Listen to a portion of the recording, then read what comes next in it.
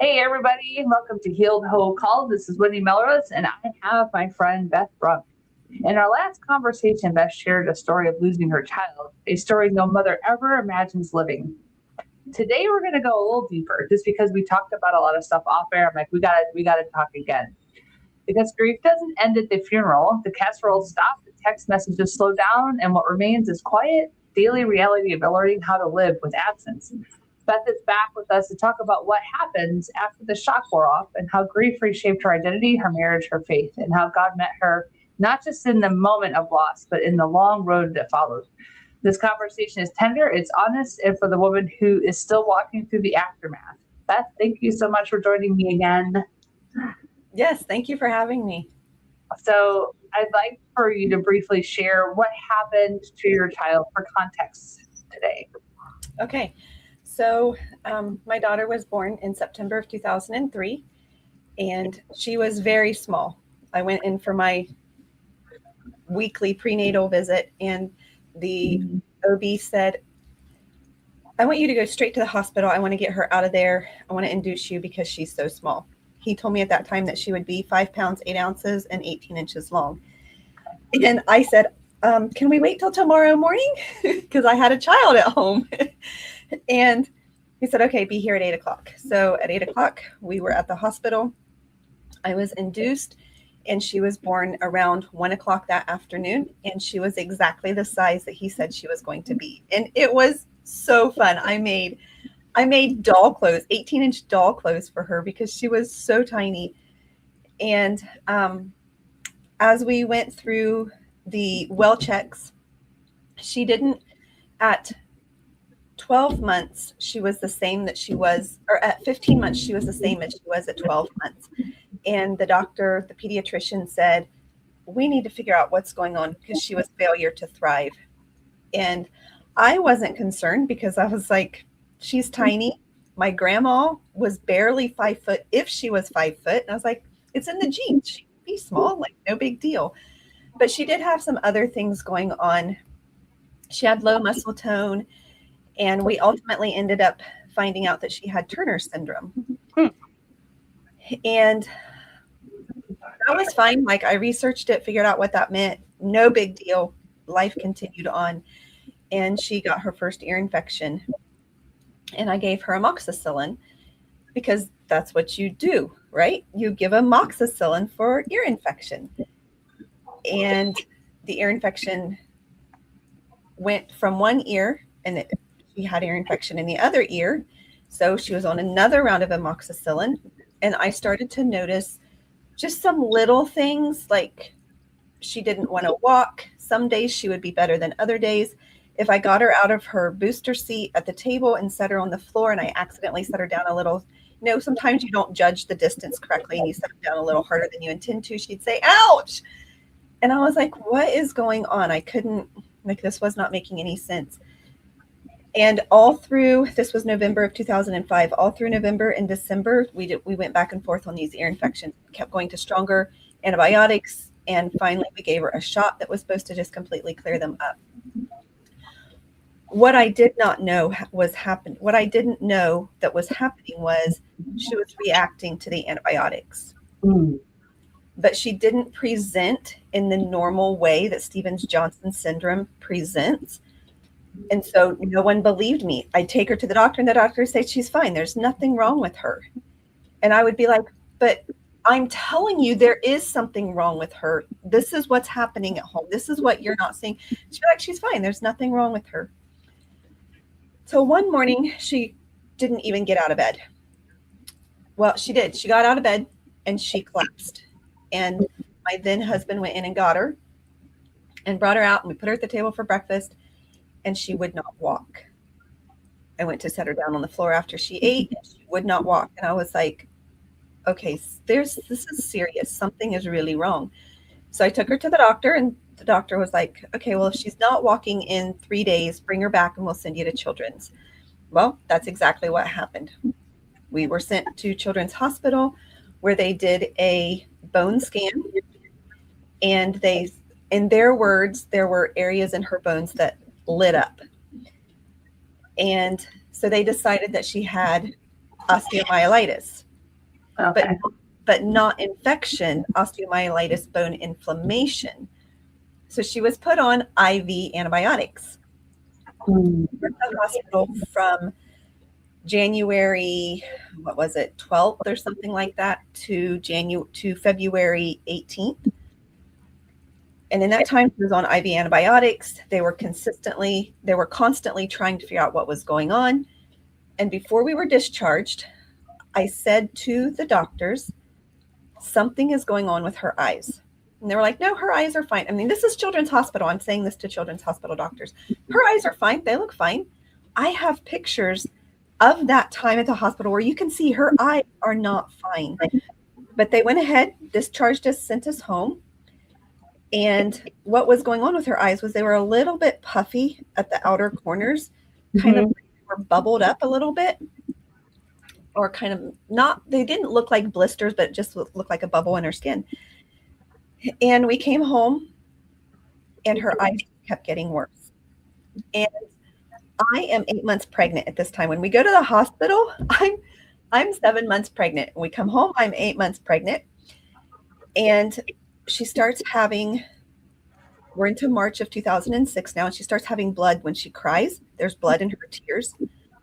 And then she starts having bloody, runny noses.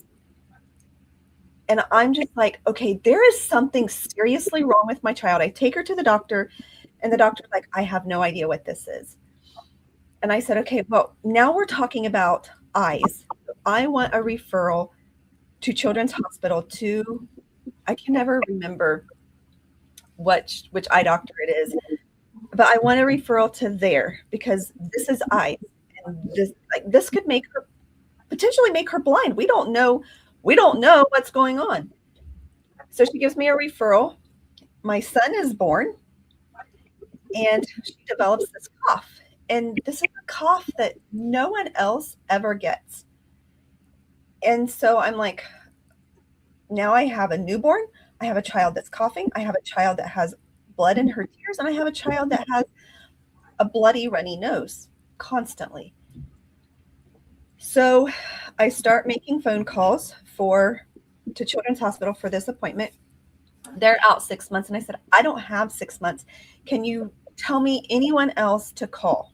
Because I'd already been to the eye doctor here who had told me, oh, this looks like blocked oil glands in the eyes. So just use a hot washcloth and it'll help dissolve the oil and she'll be fine. That didn't do anything. So I finally got a hold of a doctor's office in Seattle. Unbeknownst to me, he had seen Stevens-Johnson syndrome before. We were called back to the room. He took one look and he said, this looks like Stevens-Johnson syndrome. And I said, what is Stevens-Johnson syndrome?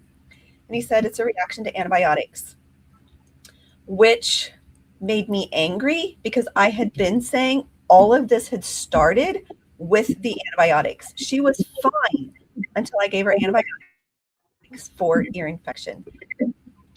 So I brought that diagnosis home to our pediatrician and she said, oh, I don't think that's what this is. I saw this in my residency. I don't think that's what this is. I'll call this my working diagnosis.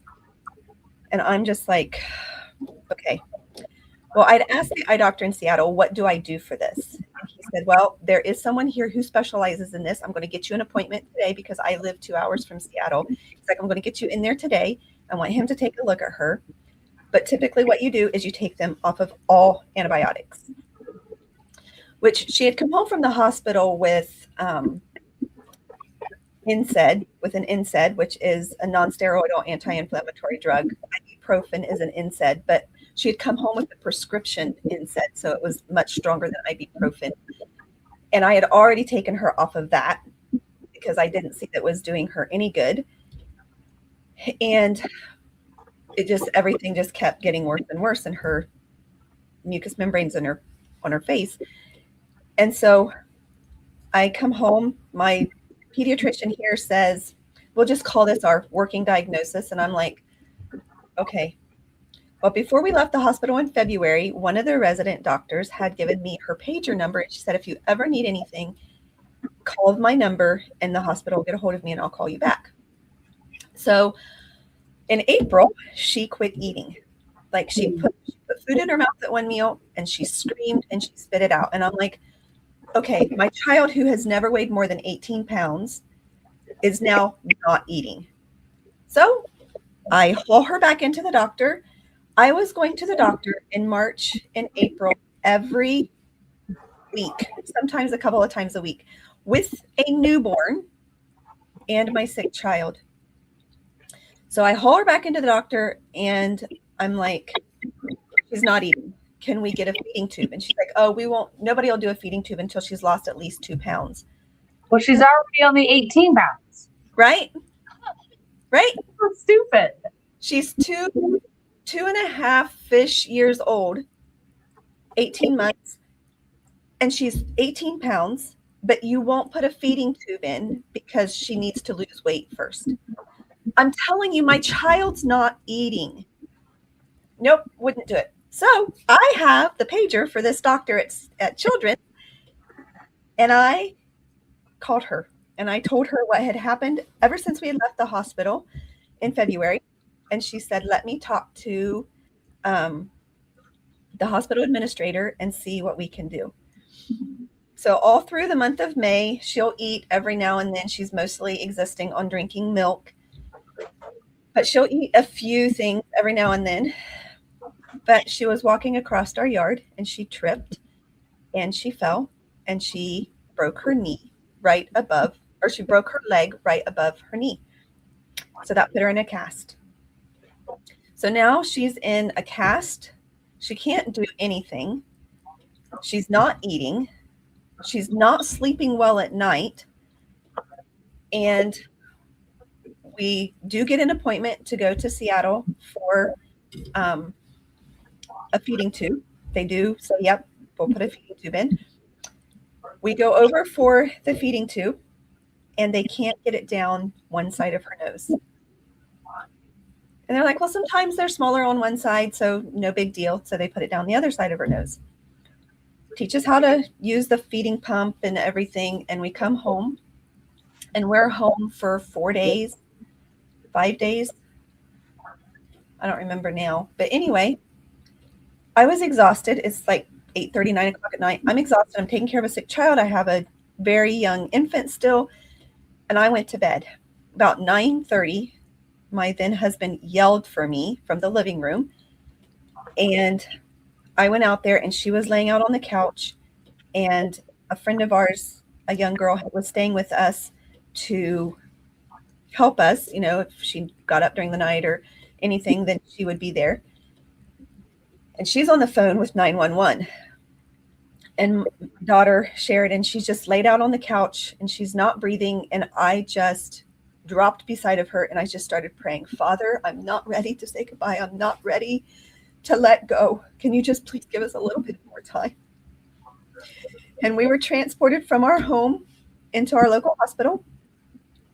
They called our pediatrician and our pediatrician said, I'm not even going to come in, transport him to Children's. So midnight, we're being transported in the ambulance over to Children's Hospital. And we get there and we get a room and they're talking to us and they said, well, we think what happened was that you couldn't get the feeding tube down one side of her nose. So you put it down the other side and she was coughing. And so she couldn't get air. Her nose is blocked. Both sides is blocked. She couldn't get air. And so her body basically did, when your computer gets sluggish, you restart it. You don't shut it off. You just restart, right? He said, I think that's what happened with her. Her body just restarted itself. And we're like, okay. So we were in the hospital again for another 6 weeks. And I called. So what happened was, what we didn't know was going on, the reason that she was having bloody noses and blood in her tears, and she had this cough, was because her mucous membranes, so everything internally, her mucous membranes were bubbling up and then they were sloughing off. And that was what was creating the blood, because now it's raw. And so what we didn't know was happening was that was happening. And then because it's raw it's growing closed because it sticks together because it's raw. If you've ever like taken off that top layer of skin, it's sticky and it wants to stick. That's what was happening. So, but because we can see that and feel it, we pull it apart. But we didn't know that was what was going on inside of her. So the one side of her nose was completely grown closed. That's why they couldn't get the NG tube down. And that was what was going on in her eyes. Until this point, her eyes had grown almost like she just had little slits at the corner of her eyes, on the inside corner of her eyes that she could see through, because her eyes had grown closed because this was raw skin that's now growing together. Mm-hmm. That was what was also going on in her lungs. Oh. That's why she had the cough. She had this skin that was sloughing off, and that created the cough. Well, so we're in the hospital, and I called my parents. My parents lived in Ohio at the time, and I called them and I said, we're in the hospital again, and we don't know how much time we have, so you need to come. And my parents were here in 72 hours, and it's a 24-hour drive from Ohio. They packed up and drove out here in 72 hours. So in the 6 months that we were at the hospital, again, the second time, from the very end of June till the middle of August, she was finally diagnosed. They did a bone biopsy and a skin biopsy, and a doctor from the University of Washington diagnosed her with cicatricial mucous membrane pemphigoid. Cicatricial means scarring. So that's what was happening in the eyes and the nose. It was scarring closed, and in the lungs, and ultimately in her stomach and her bowels. So everything internal was affected. So he explained it that we have our dermis and our epidermis, and in between these are little hooks that look like crochet hooks, if you know what a crochet hook looks like.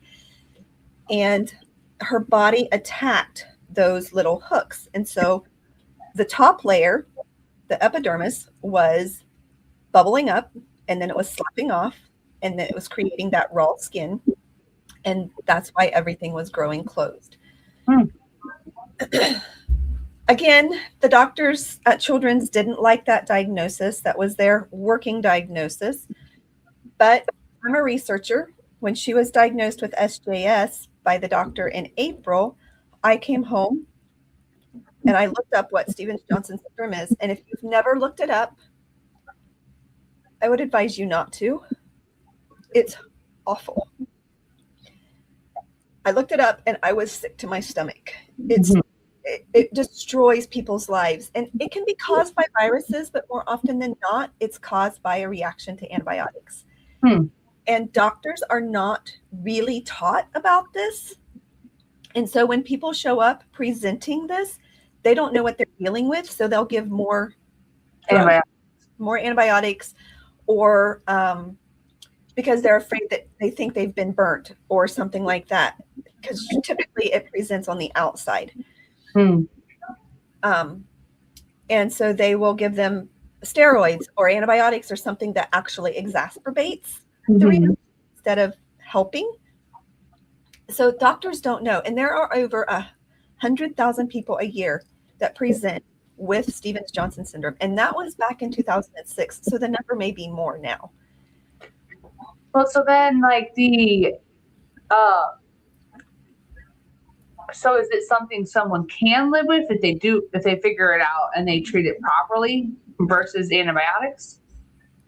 Right. You can live with it. People do live after they have had the Stevens-Johnson syndrome, but their lives are forever changed. A lot of people, their eyes are now sensitive to the sun, or their skin is sensitive to the sun. So they are very limited on what they can do.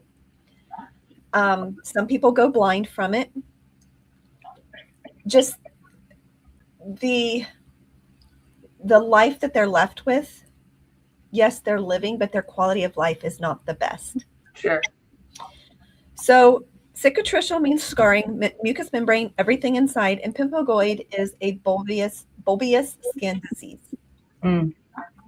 So now we have this diagnosis, and Children's here in Seattle is a teaching hospital. So doctors rotate every 2 weeks. They rotate in and out. And we had at one time, we had a doctor that did oodles of research. And he was like, okay, so it is people over 60 that typically get the CMMP. She's the youngest in the textbooks.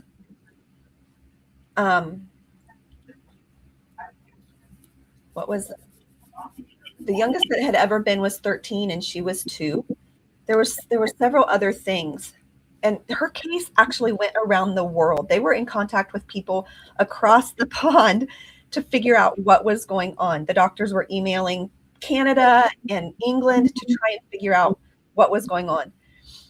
And then this doctor from the from the University of Washington diagnosed her with a CMMP. But I was like, okay, so people over 60 are the ones who typically get this. Mm-hmm. They are the ones who are on the most medications. Okay, this makes sense. This is making sense. And but she still had something going on with her bones, which we do to this day, we don't know what that was. We will never know what was going on with her bones. I think it was all related. But I'm just the mother and I didn't know anything. Isn't that the most frustrating part of the whole story? It's like they didn't listen to you. And it's one of the main reasons why I have such a disdain for the medical world, at least here in the United States. I don't know what they're like around the rest of the country, but it's like they don't want to listen to those who, you are the mother. So you have the biggest amount of instincts when it comes to that child. Right. Yeah, I was continually dismissed. And so they wanted to do all kinds of procedures. She was pretty much a guinea pig to them. They wanted to do all kinds of procedures. And every time she had a procedure, she had to have a prophylactic because with the Turner syndrome, her heart wasn't formed correctly. And so she needed a prophylactic so she didn't get an infection. And I began to point out to them, every time you do a procedure and you give her an antibiotic, she gets worse. And they did listen to that. And so they did do one procedure where they didn't give her an antibiotic. And interestingly enough, she didn't get worse after that procedure.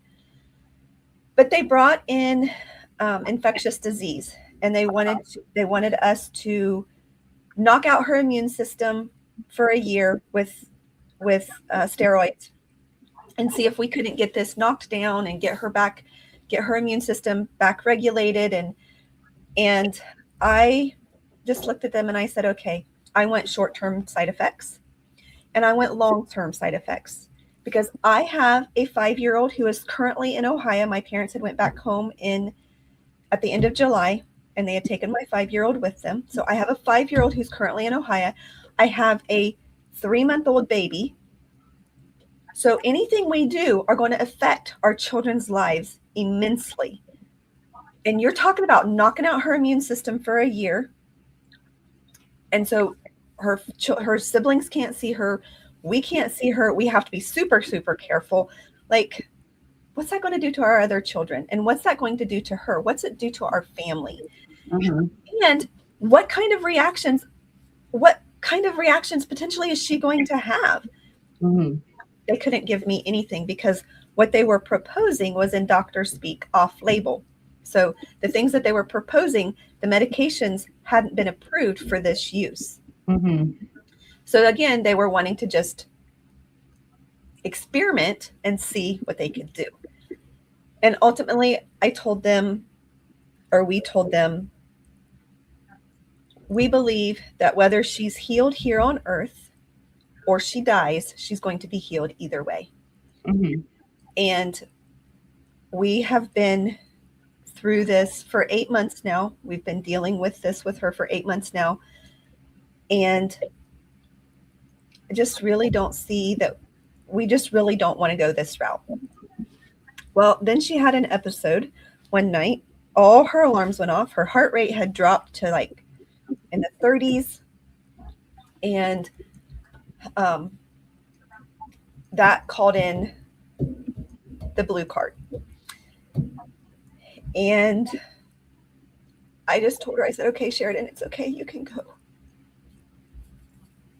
It's okay for you to go. I love you. and you've been in so much pain, but you can go now. And her heart rate started coming right back up.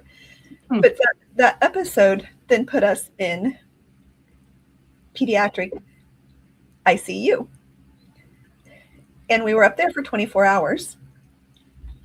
And when she stabilized and everything was fine, they sent us back to another room. But the doctor agreed to do a DNR with us, a do not resuscitate. And I wanted it to be nothing is done. I've already watched my child shake and sweat and scream because of the pain she's in while getting morphine. I'm not wanting to put my child through any more pain. I'm done. Either she'll be healed because people are praying for her to be healed here, or she's going to be healed through death. I'm not willing to put her through anymore. And we compromised so much on that DNR, but it made the doctor happy. And so she's like, now when you get home, you can go to the doctor and get this changed. And I was like, well, I will be, because if something happens and I'm out in town, I don't want anybody calling the ambulance and them trying to resuscitate. I don't want any of that kind of stuff happening. I'm letting go of her.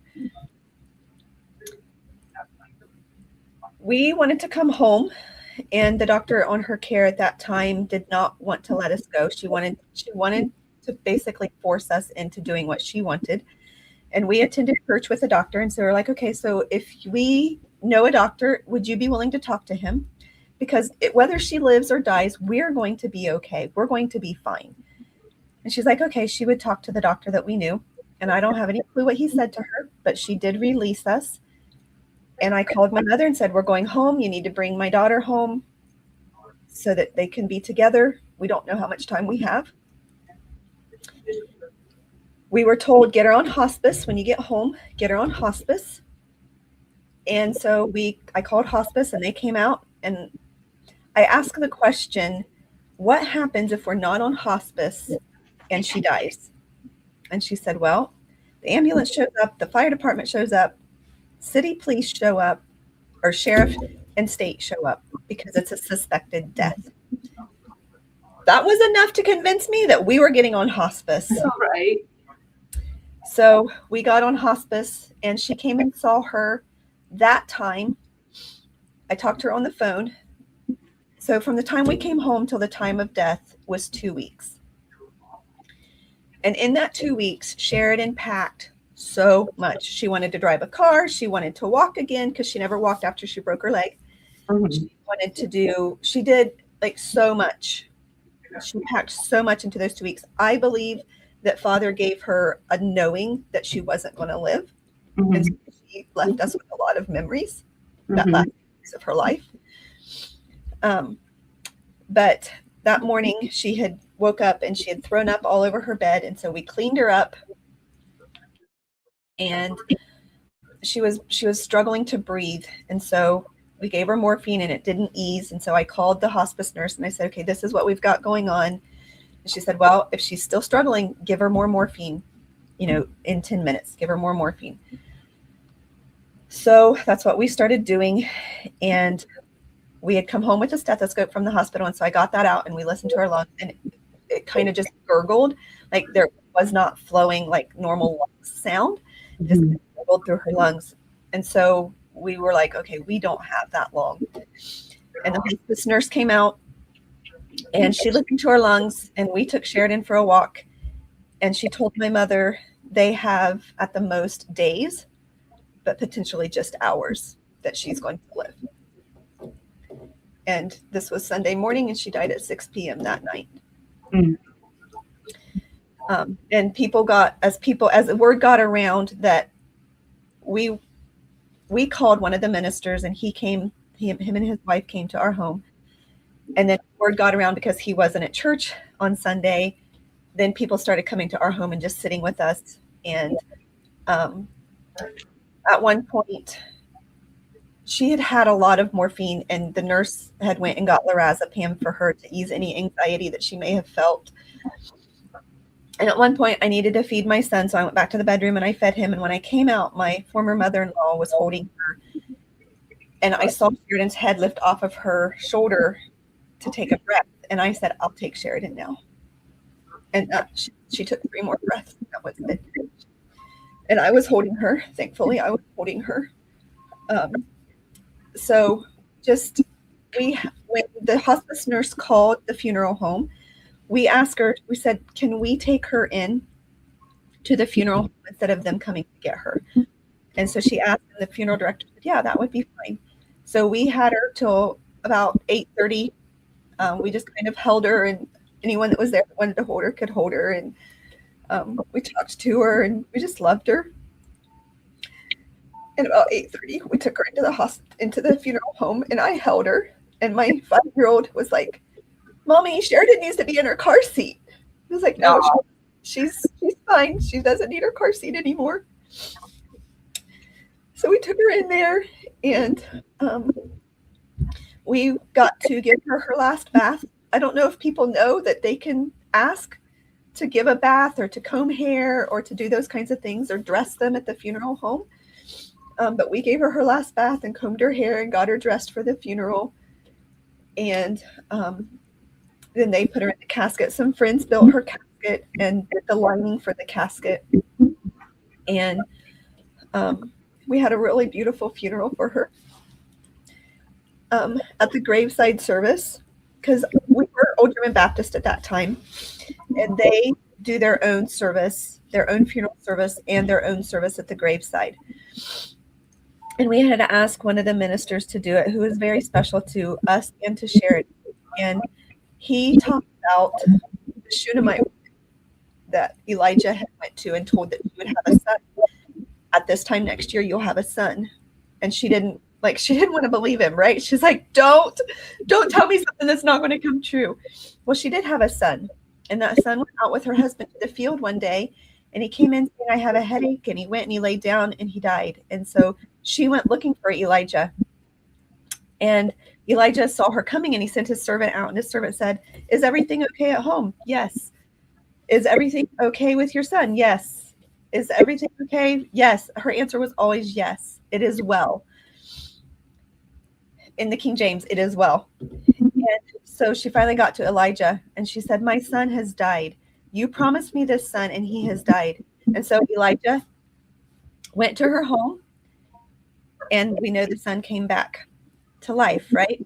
But as the minister's talking about this and telling this story, without even thinking, I just said, it is well. We're at the gravesite, and I spoke up and I said, it is well. And he looked at me and he told me later, he said, I just wanted to jump up and down, Beth. When you said that, I just wanted to jump up and down because it is well. It is, I can tell it is well. Yes, you answer, yes, you grieve, but you don't grieve as one who has no hope. And that ultimately is the biggest thing, is as believers, we have hope. We have hope that we're going to see them again. And so, yes, we grieve, but we don't grieve in the same way that those who don't believe do.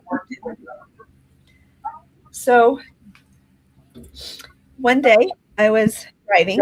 I was having a conversation with Father, and I was angry, asking why did my child have to die? Not that I wanted anyone else's child to die. I just didn't want my child to die. And I was yelling at him, and I finally got quiet. He came to me and he said, I understand. My child died too. My son died too.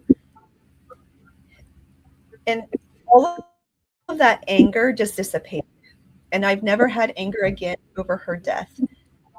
I've had anger at the medical community because I was so depressed. I came away with tons of medical trauma. September will be 20 years, and I still struggle to go to the doctor. It's a problem, and I don't trust them. I do my own research, and they look at me like I'm out of my head when I come in and I start saying things, but I'm just like, for a diagnosis, and then I'll figure out how to take care of it. I'm not. My 2 youngest children had never had antibiotics of any kind. They're not vaccinated. Like, I don't trust the medical community. Yeah. So, And one of the things that they can learn out of our fears is how to take care of themselves. You can do it without the medical community. right. It's better to figure it out early because the body does take time to heal. Mm-hmm.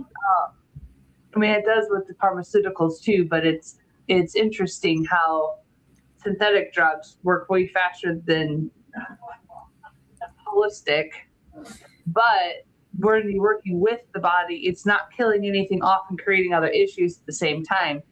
Because if you give yourself something holistic, it'll process out what it doesn't need. It doesn't stick, most of the time. I mean, I'm not a doctor, don't play one on TV. If you try something holistic and something happens, that you're taking personal responsibility for yourself. But saying all of that to protect myself from someone who tries to blame me for something. But yeah, I get it. The medical world has been unkind to so many people, and there are so many great things about when they do get something right. But there's so much pain to when they do get it wrong, and then they don't even want to acknowledge their participation in it.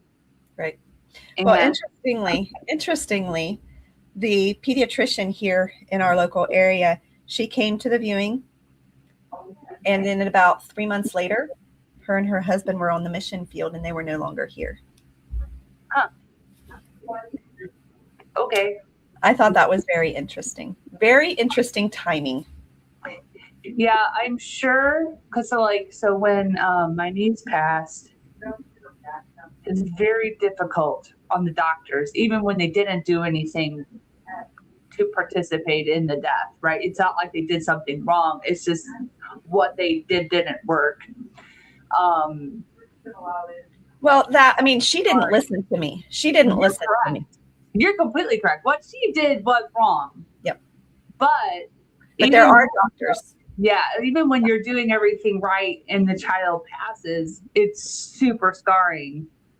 I couldn't imagine the guilt of ignoring a mom's heart and telling her there's nothing I can do, or I'm not even going to show up at midnight. Like, you got to live with that for the rest of your life, that guilt.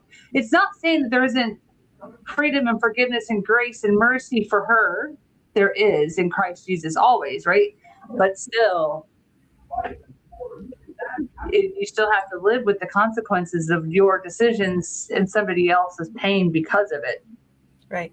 So when we were talking with the doctors at Children's about the experiment that they were wanting to do, knocking out her immune system for a year, mm-hmm. I don't know if I said this or not, but I told them we will be fine whether she lives or dies. Mm-hmm. And we actually got the opportunity to meet with that doctor about 2 weeks after her death. And at that time, I asked the doctor, I said, okay, so I want to know, did we do the right thing? And she said, seeing you now, yes, you did the right thing. You took your child home. She died at home. You had those last 2 weeks with her at home. You did the right thing. Mm-hmm. And I already knew I had done the right thing, but to have a doctor who had pushed so hard against me tell me that I had done the right thing was also very validating. Mm-hmm. Because now she could see for herself, and maybe it affected her and impacted her, and now she would listen to parents better. Mm-hmm. And not just dismiss them and insist on having her way with their children. Mm-hmm. I really hope that that's what happened. I don't know. I've never saw the doctor or talked to her since then. I don't. In fact, my 2 youngest children are getting diagnosed with some things, and the doctor wanted to send us to Children's, and I said, nope, I will not go to Children's. Send me anywhere but Children's. Mm-hmm. Not going there. I mean, there's even so many more options now, 20 years later, on the functional medicine. And I don't know how many pediatric functional medicine doctors there are. There need to be more. Even a holistic wellness woman that I talked to last week on the podcast, She decided to go into holistic practicing because of a misdiagnosis of Lyme disease when she was in her teens. And it's like the more people the community continues to dismiss, it's going to just raise up lions, which is good for everybody else. Right. So while be praying for your children to get the answers they deserve and the remedies that they know God has on his planet for them to find and be able to use that. But I really appreciate you sharing this such vulnerable story. Because you can tell even 20 years later, it's still so raw. It's Yeah, not. because I don't think we can get over the death of our child. We are supposed to die before our child dies. Mm-hmm. And when your child dies, no matter how your child dies, it's traumatic. You've given birth to this child, you've nurtured this child, you've loved this child from conception, and now they're gone. And you have no idea who they would have been. Maybe you do if your child lives longer than past birth. Maybe you have some idea, but you're never going to see their lives, never going to see them go to school, graduate, go to college, get married, whatever it is. We don't have the opportunity. To this day, I wonder who would she be? What would she be like? Mm-hmm. She would have mothered all my other children because when her younger brother was born while she was sick, she was a little mother to him. So she would have mothered all her siblings. But I don't really know who she would have been as an adult, and I will never know that. Mm-hmm. And that is hard. She would have been, let's see, she was born in 2003, so she would have been 23 this year. Mm-hmm. At the end of September. She was 27 days from being 3 years old when she died. So, you're just left with a lot of questions that will never be answered when your child dies. Right. So I'd love to ask one final question for the mother listening who's still in the thick of it. Let's say they're going through something similar where they're not being listened to. What would you want her to know? Oh.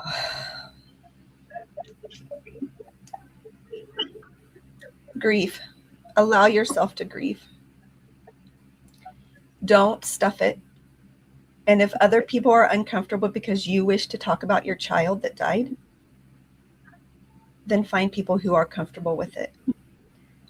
One of the best ways to process is talking about the child, talking about your experience.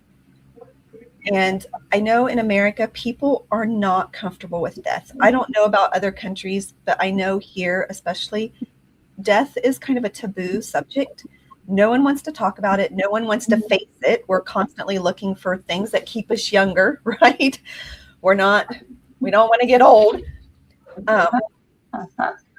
So death is something that nobody wants to talk about here. And even in the Christian community, you would think that within the believing community, people would be more free. No, They're not. They're not. Nope. They're so afraid of it. And I can't say that I wasn't one of those people for the longest time, but since really understanding, it's like, nobody wants to ever go through the transition process. I'd rather just to say that I'm the next Enoch and I'm going to be taken up. Or maybe Elijah, get on the chariot of fire and go all the way up, right? And just ignore the death process. But knowing regardless of whatever happens, I get to see my Savior. And knowing that your daughter saw her Savior and my niece saw her Savior, it's like, it doesn't make this side any easier. Like you said, but we grieve with hope and love and knowing. And we've got to figure out a way to shift the culture in the United States where it's okay to have hard conversations and talk about loved ones. Now there's grief groups, there's grief share, there's all these different things. But maybe we can make it normal out in the world and not where it's like, like even yesterday I had a brother-in-law say, I'm really sorry to hear about Libby. I'm really sorry. And okay, we're fine. Like I bat it because I don't like to feel, right? And here I am hearing your beautiful story and tearing up. and trying to allow myself to feel the emotions, because so often we just want them to go away. So maybe something in there, Beth, that God's like, Beth, you're going to be the one that maybe changes the world in the United States, and we can somehow feel comfortable with it not being weird, or we don't want to stop it. Yeah. I don't know. At this point, that's not my calling, but maybe it will be. But yeah, I would just tell parents, just grieve and allow your children to grieve. If you have other children, allow them to grieve and be with them in that grief. Mm-hmm. There are some support groups. You mentioned support groups, but I actually did something called grief recovery. Oh, okay. And it sounds so strange. Grief recovery, like what an oxymoron. But it was probably one of the best things for my grief that I could have done. It's a 12-week program, and they teach what grief is, how to deal with the grief, and how to be with other people in grief. And one of the things that I took away from that is that no one else understands my grief, because no one else is me. Mm-hmm. No one else is Beth to understand how Beth is grieving and how she feels. And so it's changed the way I interact with people. I never say I understand. I will say I understand because of my own story with grief, putting it into the perspective of I too know grief from my own story, but I don't understand what you're going through because you are you. I can't feel the same things that you feel because we're two separate people. In that, you write a letter, you do a timeline. It just was so healing for me to go through that and forgive myself.